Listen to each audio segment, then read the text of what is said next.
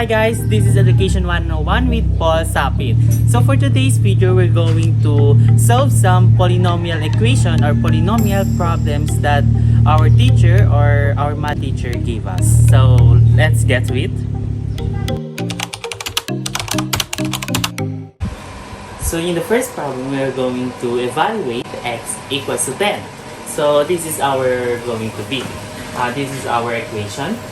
P is to x equals negative x multiplied by the quantity of x minus 10 multiplied by the quantity of x minus 30. So our x is equals to 10.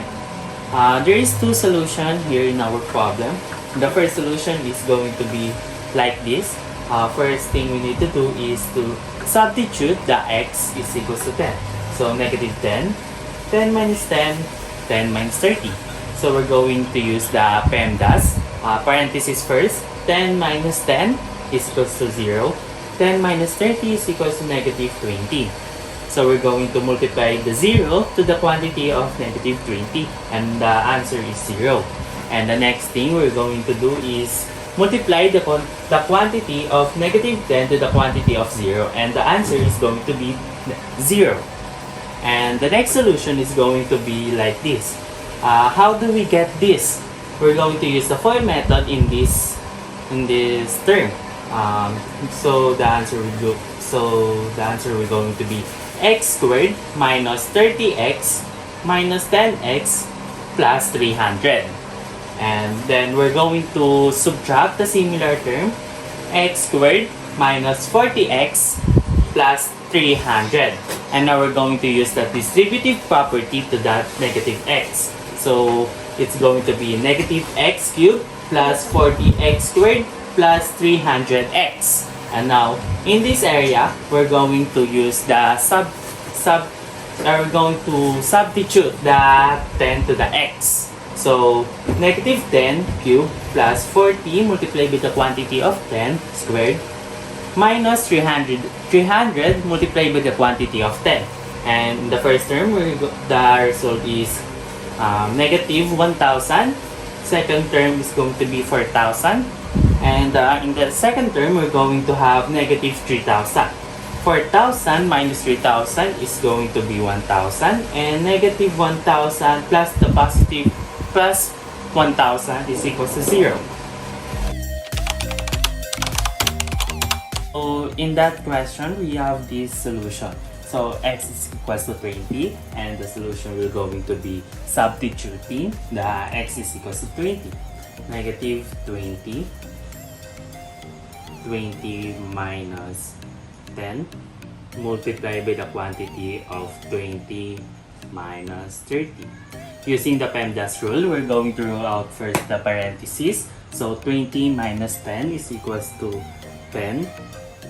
And 20 minus 30 is equals to negative 10. So if we multiply negative to positive, the answer will always going to be negative. So negative 100. Bring down the negative 20. So multiply the quantity of negative 20 to the quantity of negative 100. So if we multiply negative to negative, the answer will going to be positive.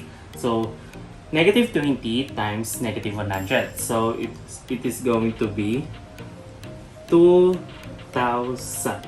So the profit that the company will make if it operates 20 branches is 2,000. So in the next question, so 35 is going to be our x. So negative 35 and 35 multiplied by the quantity of 35 minus 10 multiplied by the quantity of 35 minus 30. So using the PEMDAS rule again, we're going to rule out the parentheses first. So 35 minus 10 is equals to 25. 35 minus 30 is equals to 5. So bring down this term. So 25 times multiplied by the quantity of 5 is equals to 125 and bring down this again. So negative 35 multiplied by the quantity of 125 is negative 4,375. So the company will not have a revenue. Instead, it will lose this amount of money if it invests more branches like 35. So if I were the manager of my company, I will invest in the branches for 20 to 22 because exceeding more than that I will not gain a revenue or will not gain a profit. Instead, I will lose more money investing more and more on the branches. Thank you for watching. See you again next time.